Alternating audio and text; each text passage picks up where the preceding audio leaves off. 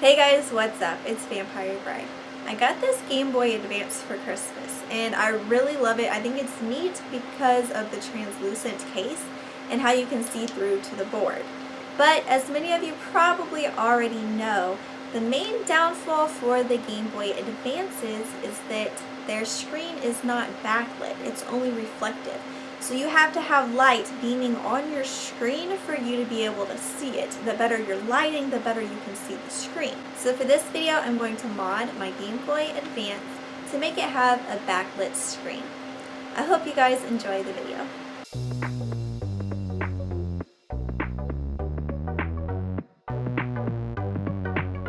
Having a Game Boy Advance with just the reflective screen is plenty playable, unless you're in the dark, of course. But I do feel like most people would prefer being able to have a lit up screen. I think a lot of people like to, play in the dark, or at least don't care to have light shining directly on the screen. It's just much easier having a backlit screen. So with that, let's get started with the unboxing. I ordered a kit from Handheld Legend that should come with everything I needed for this project.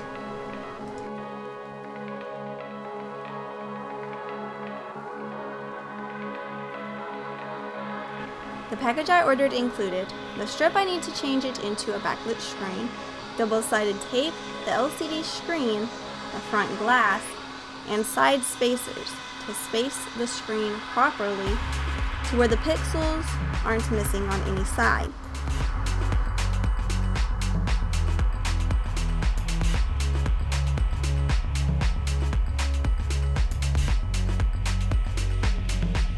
So as you can hopefully see here, my screen is a bit scratched up. So though it's not entirely necessary, it's nice to have a new glass screen to replace it. This is my iFixit toolkit I also ordered.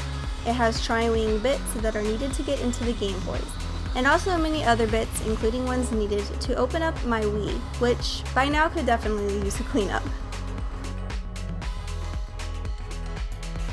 You'll need to remove the battery cover and the batteries.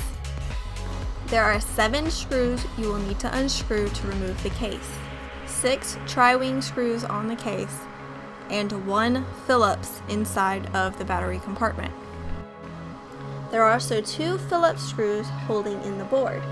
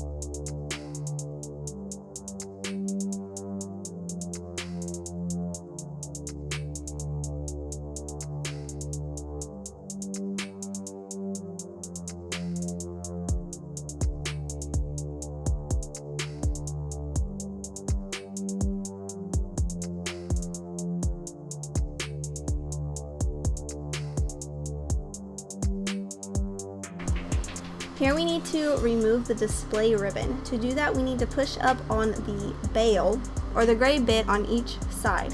Work from side to side until the ribbon is loose. For me, I just did it with my fingernails, but if you don't have nails, you might just want to use a flathead screwdriver or some small tool like that that will gently push up the bits.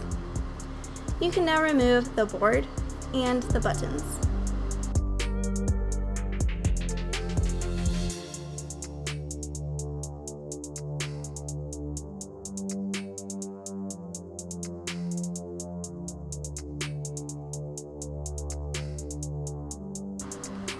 Next, you'll have to remove the screen. You can try to pry it up or twist the device a bit to get the adhesive loose. I put the double-sided tape back with the screen to set it aside, even though it really isn't needed anymore, to have it in case something were to go wrong with this project. Then, since we are also replacing the front glass, it also has to come off. Twist some and then push the old screen out with your thumb. It may take a bit of pressure to get the job done. Now you can really see the scratches that are on this screen. Now everything needs to be cleaned up. I'll be using rubbing alcohol, some Q-tips, a rag, and a toothpick to get each piece cleaned up. Here I'm just showing some of the dirt, or whatever it is I'm trying to remove in doing this cleaning. I use the toothpick to get into the tiny crevices, the rag to get the flat spots and the little buttons, and the Q-tip for the in-between bits. Of course, make sure to clean all the buttons too. I won't show all of the cleaning as that's fairly straightforward.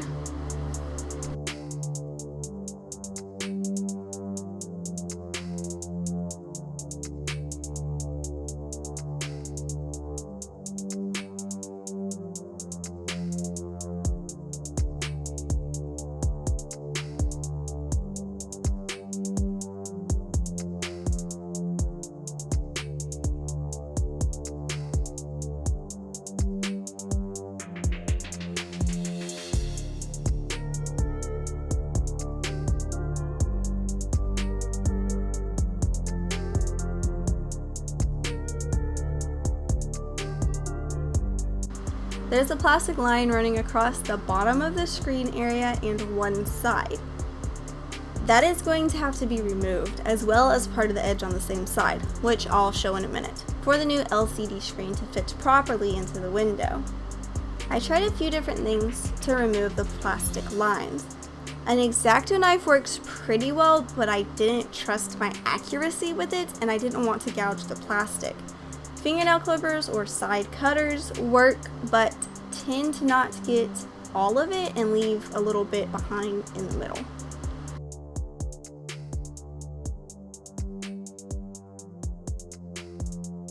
What I found to be the easiest was using a Dremel tool to carefully remove the edges. Because of the translucent casing on this Game Boy Advance, I was worried that the marks I made removing the necessary parts were going to show through on the other side when I put it all back together. But I realized that once the glass screen was back in place, it would cover any marks that I made in this part of the plastic.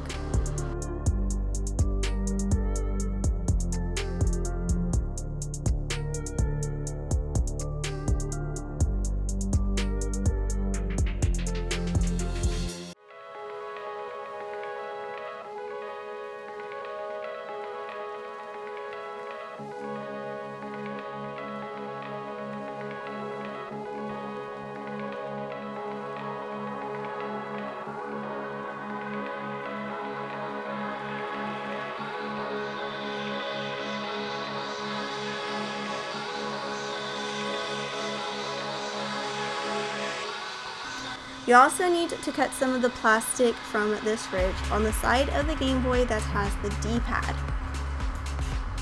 The bottom and top bits are the most important. I still cut some of the middle area, but they don't stick out quite so far, though that's hard to tell just looking at it.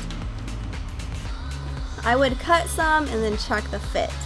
When testing the fit, I noticed that even with the spacers in place, the screen still needed to be pushed up. So make sure that it is all the way at the top when you are doing the final assembly. You will want to clean everything before trying to do anything with the new screens. With this plastic dust from the Dremel tool everywhere, or even just the little pieces of plastic from the cutters or X-Acto knife, if that gets between the front glass and the LCD screen, it will be a pain to get out.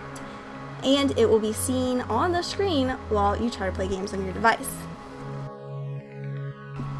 Here I'm just putting the device back together temporarily so that I can check the fit with the spacers and the work that I've done with the Dremel tool.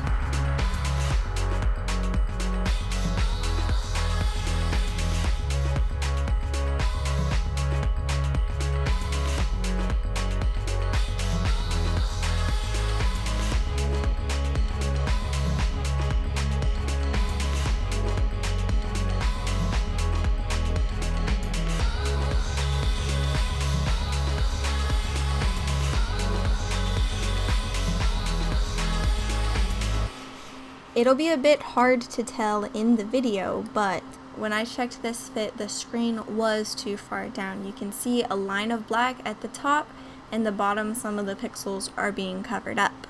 This is what we want to try to avoid when we put our screen in for the final time. At this point, we are preparing for final assembly, but if I stick the screen down with the 3M tape, it will not come back out.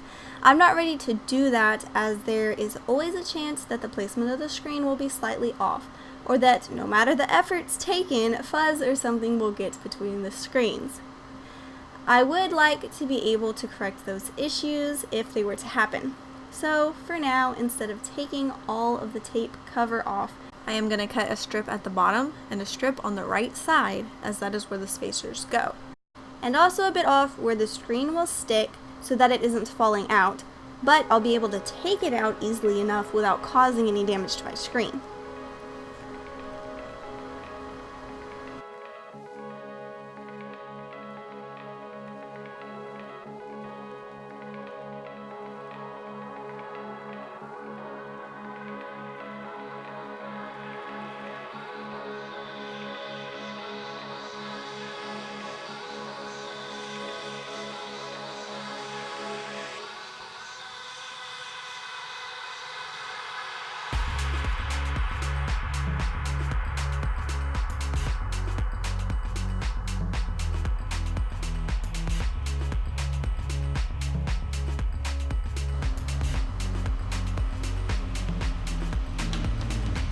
Remove the plastic protectant cover from the LCD screen before putting it in place this time, as if all goes right, it won't be coming out again. Put it in your spacers in place.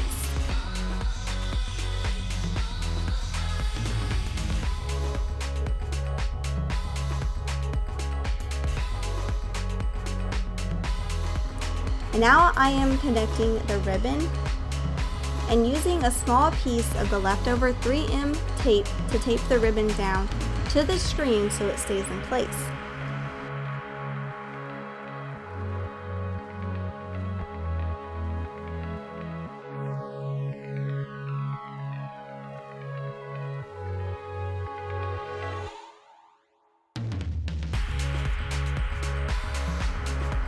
Time to put the front glass screen on this. It's fairly simple. Peel off the protectant piece and stick it in place on the Game Boy.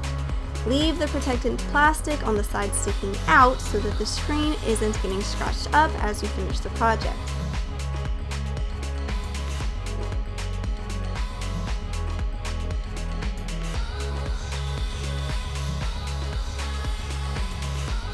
Next, you will need 3 wires stripped and ready to go. I'm not going to show the whole process of soldering the 3 wires on.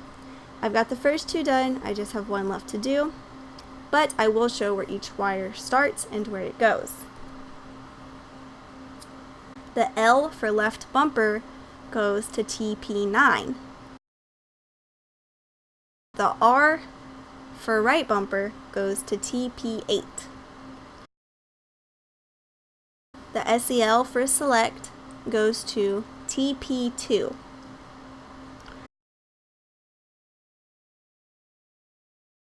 I have the last wire stripped, I just have to solder it in place. I use some flux and get to the solder to stick to the wire so that it will easily solder onto the board. As you've seen by now, the screen is already backlit and works fine. The wires we are adding will allow you to adjust the brightness of the screen. Holding down select and using the left bumper darkens the screen, and holding down select and using the right bumper brightens it.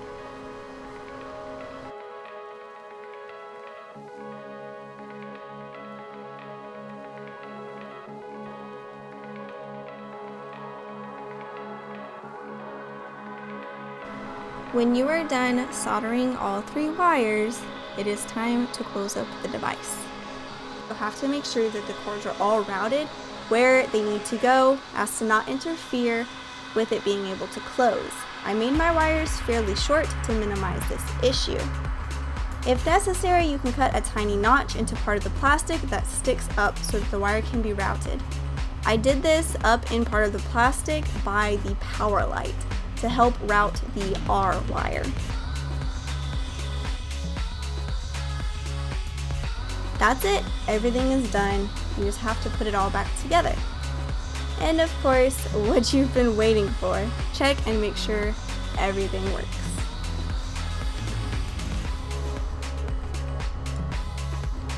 Screw on the board, replace all of the buttons and pieces, and finally screw on the outer case.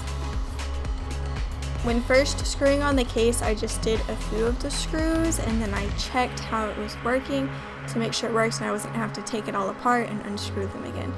The rest can be done after I know everything is working and that nothing else needs to be fixed.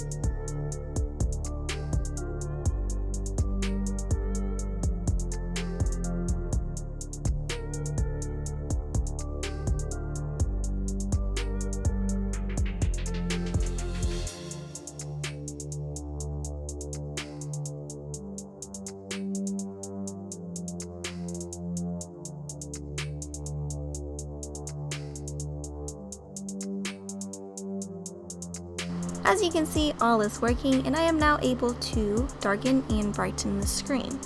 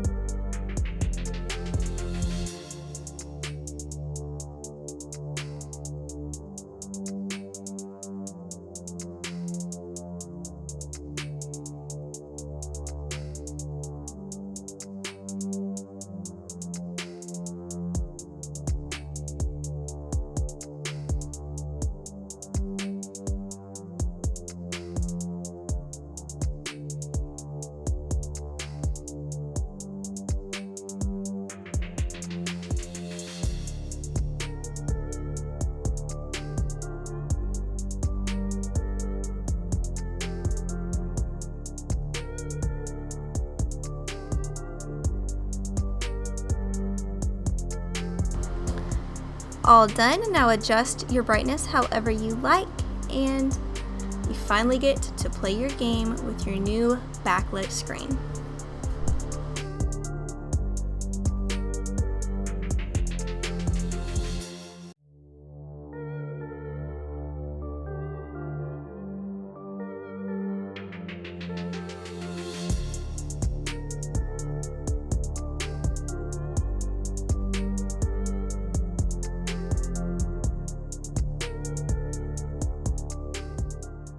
So that's everything you need to know to have your Game Boy Advance's screen backlit. I hope you guys enjoyed this video and that it was helpful. If you liked it, hit that like button and of course subscribe for more videos to come.